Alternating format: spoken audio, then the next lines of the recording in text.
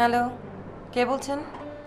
আমি পরিবেশ ক্লাব থেকে রাসেল বলছিলাম। হ্যাঁ বলুন। আমরা আপনাদের প্রতিষ্ঠান যেন পজিটিভ হয় সেরকম একটি ভাবনা মাথায় রেখে আমরা একটি প্রজেক্ট করেছি।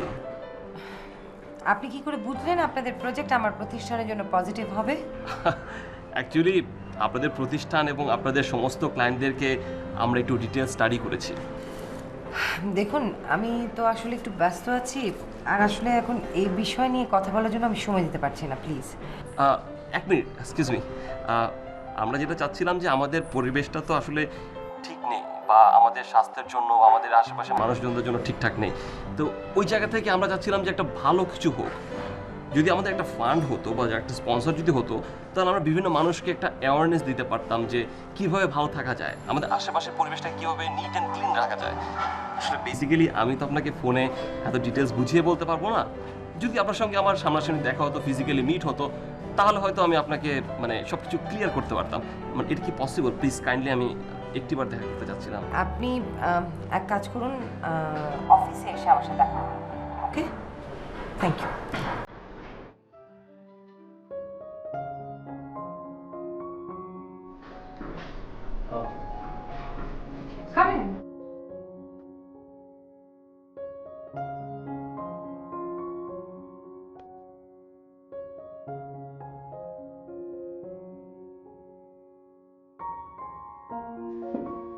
আমি তো ভেবেছিলাম আপনার কণ্ঠ সুন্দর, এখন তো দেখছি আপনি দেখতেও অনেক সুন্দর।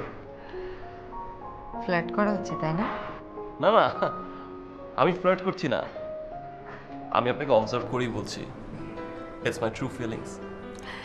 এনিওয়ে, প্রপোজাল এনেছো?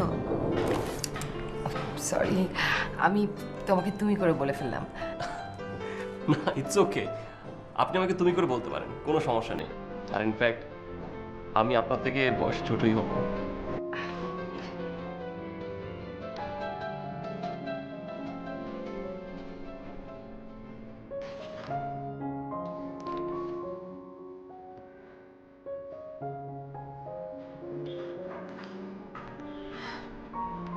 এটা তো একটু সময় লাগবে। এনিওয়ে, তুমি এটা আমার কাছে রেখে যাও, আমি ফিডব্যাকটা পরে তোমাকে জানাবো। ওকে, ওকে, তাহলে আমি আজ আসি। Thank you. Welcome, bye. By.